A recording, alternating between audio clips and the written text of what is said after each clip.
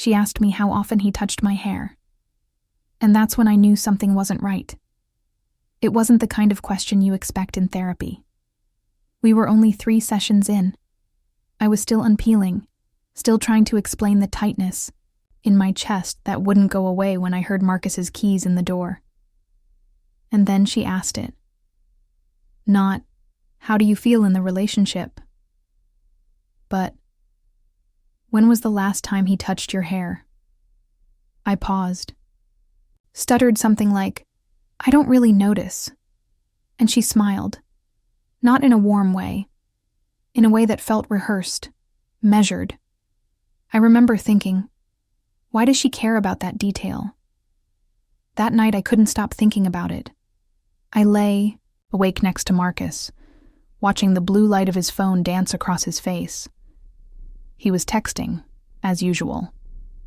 I asked, half joking, "Who are you texting at midnight?" He said, "Work, client emergency." He lied. I smiled.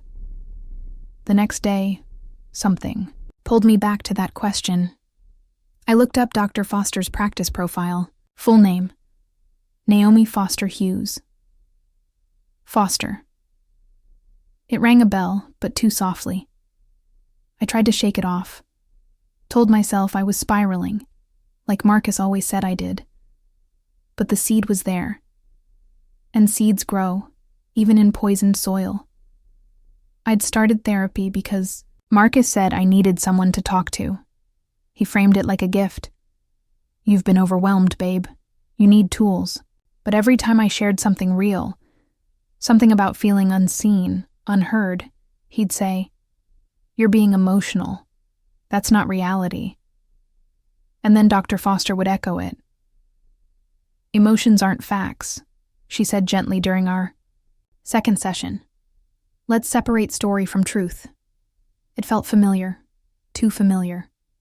I started noticing patterns, the way she leaned in when I doubted myself, how she'd redirect when I mentioned specific moments Marcus hurt me, like the time he left me in a parking lot during a fight and drove off. Was it really abandonment or space? She asked. Therapy began to feel less like healing and more like gaslighting with soft lighting. One afternoon, while Marcus was showering, his phone buzzed. I never checked his phone before, but that night, I did. Just one notification. A text preview from a contact saved as N. Foster. The message read, "She's getting close to the hair thing. Be careful." My blood froze. I clicked the thread. It was password protected. I dropped the phone. Literally dropped it. I sat in the bathroom for 20 minutes after that, shaking, sweating, because now I wasn't just doubting myself. I was doubting my therapist. And in that moment, a quiet voice in my head whispered, "This isn't healing. This is surveillance." The first time I saw Marcus, I thought he was the safest place I'd ever been. We met at a mutual friend's rooftop dinner party, one of those late summer nights where the air feels sticky, but alive. He was polite, calm, the kind of man who listened with his full body. I'd just gotten out of a messy breakup, and Marcus felt like the opposite of chaos. He offered structure, certainty. And in that moment, that felt like love. He never raised his voice, never demanded. Instead, he suggested. He nudged. "I think you'd feel better if you didn't go to that party. Maybe skip that work trip, babe. Rest is important." He wrapped control in concern, and I mistook it for care. We moved, in together after 9 months. Fast, I know, but it felt right. He made breakfast, picked out furniture, took my car for oil changes. He did all the things my ex never did, and I believed that meant he was better. But over time, my world started shrinking. My social life faded, not from rules, but from guilt. He didn't stop me from seeing friends. He just made me feel bad when I came home too happy, too alive. "It's weird how different you are with them," he once said, after I came home laughing. That one line haunted me. He never forgot birthdays, always bought thoughtful gifts, but he never let me forget that he remembered, that he chose to be good. As if kindness was a credit system I could deplete. I started shrinking to fit the shape of what he needed. I became softer, quieter. I stopped talking about politics, or my past, or the book I was writing. Because every time I did, his face would go distant, like I'd bored him, like I'd failed some invisible test. And when I cried, he'd tilt his head and say, "You always go to 10 so fast. That's not how I remember it." Gaslighting, but with a gentle tone. The kind that leaves you wondering if you're just sensitive. Still, I stayed. Because he didn't yell. He didn't cheat, as far as I knew then. He was good on paper. And when you've been hurt before, sometimes not being bad feels like love. Therapy was his idea. "You've been tense lately," he said. "I want you to feel good again." He even offered to find the therapist. Someone reputable, safe. He said it like he was helping me. And I wanted to believe he was. So I agreed. Told myself this was growth. That Marcus was being supportive. That maybe I was the problem. That I just didn't know how to receive stability. That's how deep the doubt went. I remember our first session with Dr. Foster. She was warm, polished, too perfect. I told her things I hadn't said aloud in months. And afterward, I told Marcus, "She's good." He smiled and kissed my forehead. "Told you. I know what you need." I didn't realize how dangerous that sentence was. Not until later. Not until I understood that what he really meant was, "I know how to keep you manageable." Therapy was supposed to be my safe space, but every week it felt more like a mirrored room where I couldn't tell what was real. Dr. Foster started slow. She'd nod, validate small things, gently correct when I said something too sharp about Marcus. "Let's reframe that," she'd say. "Is he controlling or is he attentive?" At first, I appreciated the nuance, but soon it started feeling like erasure. Anytime I expressed hurt, it was met with questions about me. Was I too reactive? Did I have abandonment wounds? She never outright defended Marcus, but she made me question every memory. And that's when I started to lose grip. I'd leave sessions feeling foggy, numb, like someone had rearranged the furniture in my mind. Rachel, my best friend, noticed it first. "You don't sound like you anymore," she said during a coffee catch-up. "You sound filtered." She wasn't wrong. Marcus started praising me after sessions. "You're so much calmer now," he said. "Therapy's working." But his praise always came when I was quieter, less confrontational, more agreeable. It was conditional peace. The weirdest moment came in week 5. Dr. Foster asked me if I remembered a specific weekend trip Marcus and I took. I did, vaguely. She asked if I felt guilty for how I'd reacted that night. I blinked. I hadn't told her about that night. It wasn't in my intake form. I hadn't even remembered it fully until she brought it up. That was the first moment I felt something deep inside me say, "Wait, how does she know that?" I brushed it off, told myself I must have mentioned it. Or maybe Marcus had. Maybe she was talking to him. But that didn't make sense. She wasn't supposed to have contact with him. Not without my consent. Still, the thought itched at me. Started noticing the language overlap. Words Marcus used, catastrophizing, spiraling, emotional distortion, started showing up in her vocabulary too. Exactly the same phrases. Almost copy-paste. One night, after a particularly unsettling session, I sat in my car for 20 minutes staring at the steering wheel. I couldn't drive. I couldn't breathe. I felt like I was being pulled under, like even my therapist was gaslighting me now. So I did something I'd never done before. I wrote everything down. Every sentence, every odd phrase, every subtle nudge she gave me. I started tracking it like data. Because when you've been emotionally abused long enough, you stop trusting your memory, and you start needing proof. That night, Marcus asked how therapy went. I said it was fine. He looked relieved. Too relieved. I asked if he'd ever talked to Dr. Foster.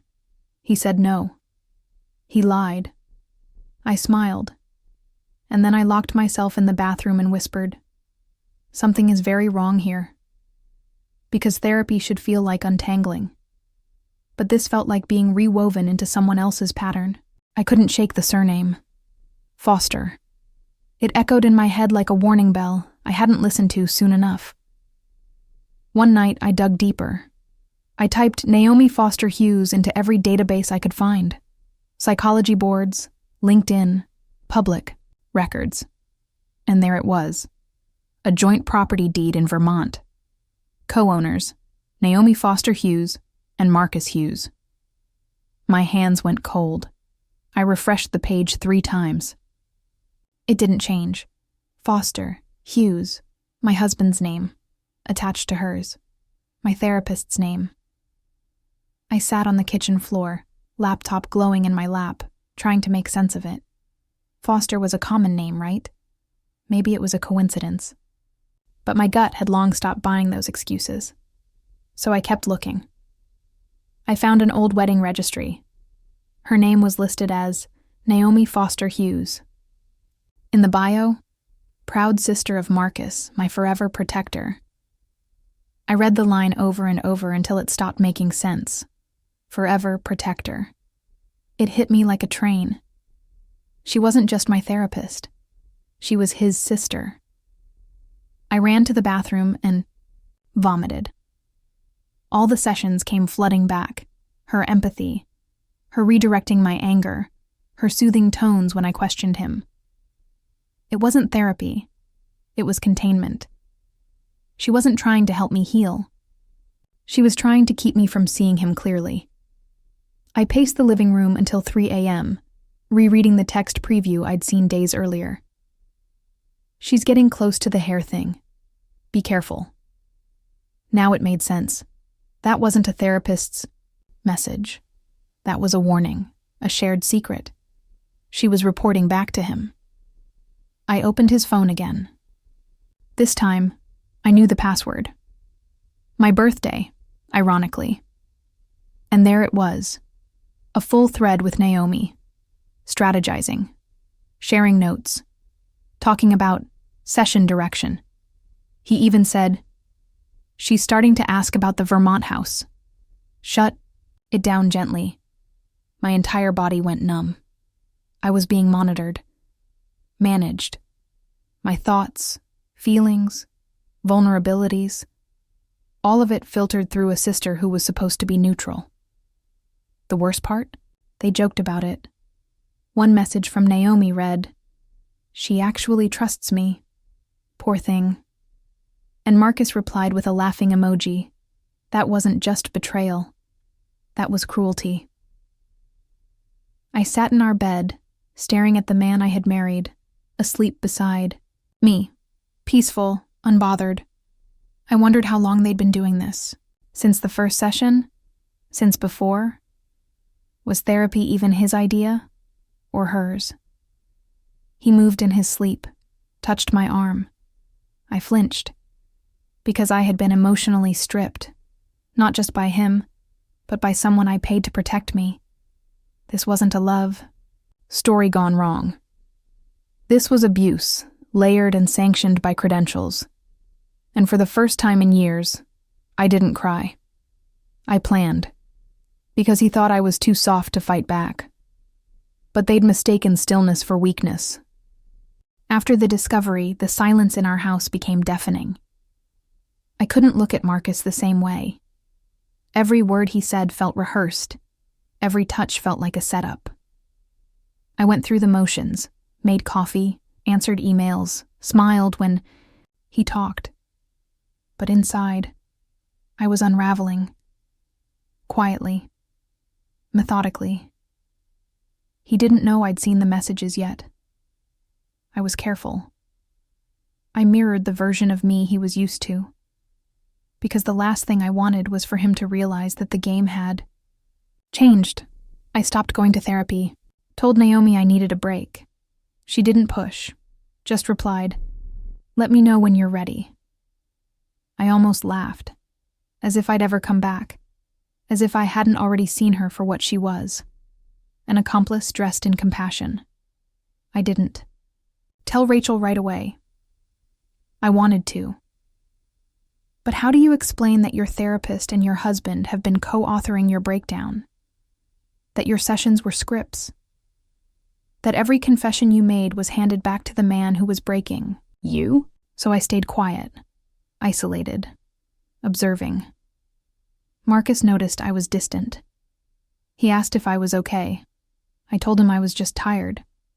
He offered to cook dinner, said he was worried about me, called me his light. And in that moment, I wanted to scream. Not because he said it, but because I once believed it. One night I watched him sleep again. His face so peaceful, so innocent. And I realized something that chilled me. He believed he hadn't done anything wrong. In his mind, this was love. Control disguised as concern. Lies justified as care. That's when the real grief hit. Not just for the marriage, but for the years I'd wasted trying to be small enough for him to feel big. I thought about all the times I'd second-guessed my own instincts. All the nights I cried in the bathroom and convinced myself I was overreacting. All the moments I handed over my sanity for the sake of keeping the peace. He'd gaslighted me for so long that I didn't recognize reality unless it was on fire. So I started writing it all down. Everything I remembered. Every phrase he and Naomi used. Every moment that made me feel less than human. I created a file. I named it Red Thread, because now I could see the connection, the web I'd been trapped in. And that's when I decided I wouldn't confront them. I wouldn't beg for apologies. I'd expose them, not in a burst of rage, but with precision. With calm, because revenge isn't always loud. Sometimes it's the quiet clicking of a file being uploaded. With every passing day, I gathered more evidence, not just to understand what they did, but to reclaim what they tried to erase. My reality. The messages between Marcus and Naomi stretched back months. Screenshots, shared notes, discussions about how to reframe my anger, how to de-escalate my complaints in a clinical tone. They weren't trying to help me heal. They were building a defense. I went back through my session notes, my journal entries, all the subtle moments where Dr. Foster shifted the narrative. It was always the same. Minimize my pain, elevate Marcus's intentions. Every time I felt something real, she redirected me into self-blame. I started pulling client reviews from her practice. Nothing suspicious on the surface, until I found a single 2-star review buried deep. Too invested in my partner's version of things. Felt unsafe. It had been posted 6 months ago, then removed. But Google Cache doesn't. Forget, I called the reviewer. She was hesitant, but once I explained, her voice cracked. "She's his sister?" I confirmed. She started crying. We talked for 2 hours. Different details, same pattern. Another woman dismantled under the guise of therapy. That's when it clicked. Naomi had done this before. Maybe not always with her brother, but always for someone. She wasn't just unethical. She was practiced. I made a list of everyone connected to them.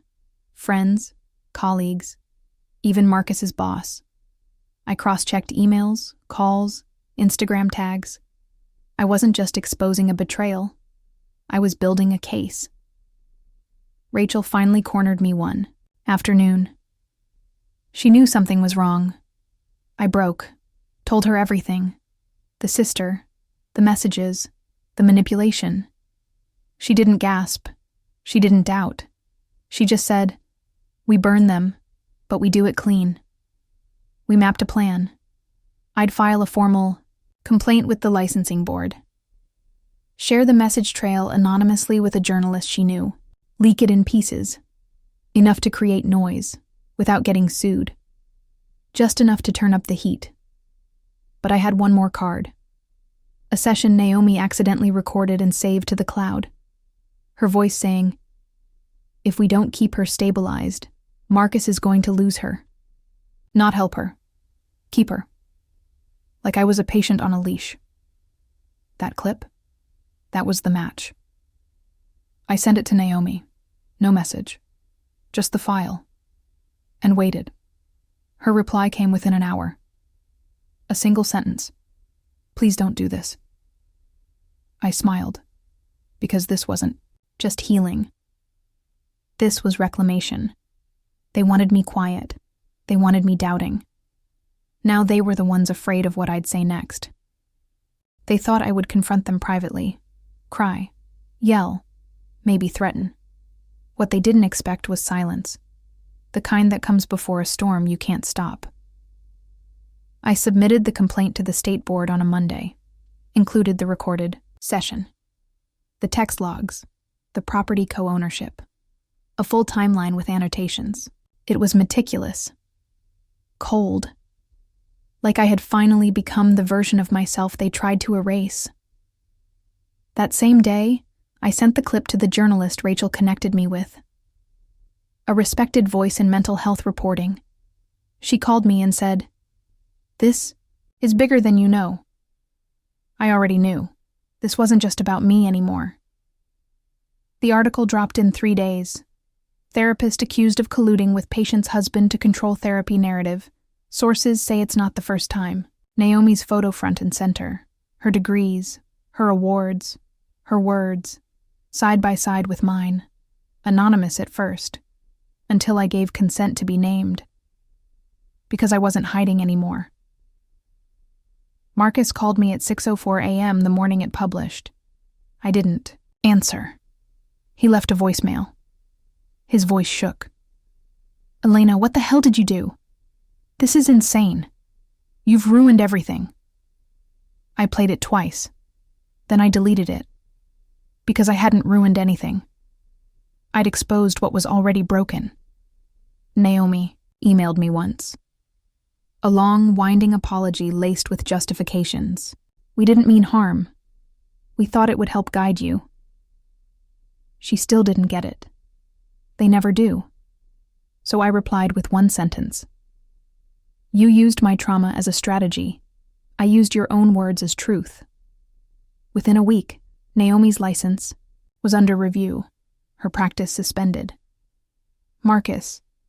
He lost a client contract after the article mentioned his involvement. Companies don't like emotional abuse consultant on page 1 of Google. But the most satisfying moment came 2 weeks later, at a women's panel I was invited to speak on. Reclaiming truth after manipulation. I walked on stage, and in the front row I saw her, the woman who left the 2-star review.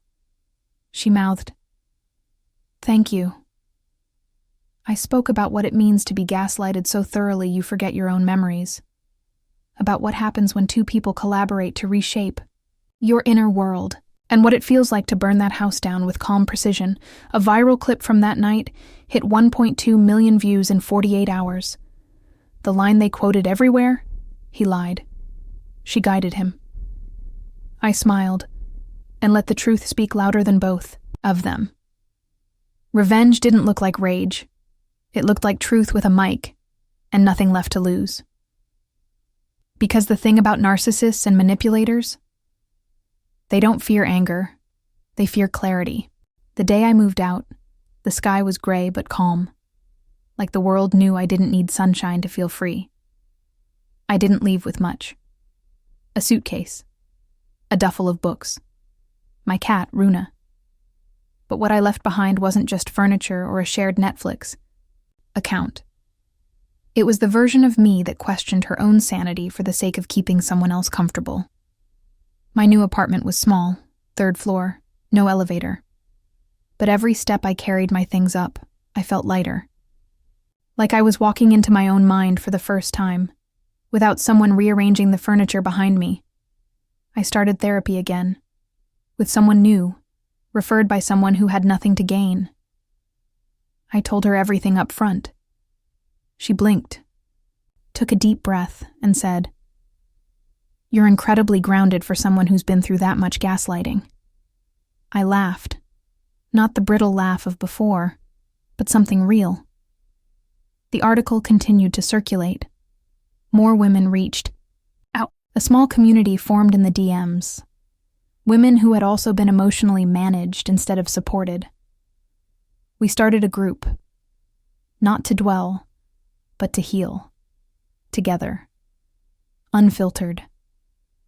Marcus tried again. One last letter, handwritten, full of phrases, like, "I didn't realize. It came from love. And we can rebuild. I didn't tear it up. I didn't even read it twice. I placed it gently into the recycling bin because I wasn't angry anymore. I was done. I began documenting my story as a project, not a revenge piece, but a truth map. A guide for anyone who's ever felt like their reality was a fragile thing someone else kept editing. I called it Reclaiming Red. A callback. A rebirth. Sometimes at night, I still hear echoes. Naomi's voice, Marcus's laugh. But they don't scare me anymore. They remind me of how far I've come, and how dangerously easy it is to confuse emotional abuse with structure. The irony is, they thought they were fixing me, saving me from myself. But all they did was give me the tools to save someone else. And now, when I walk past a mirror, I don't see a woman who was broken. I see the one who finally said, I smiled. Because they had no idea who they were building.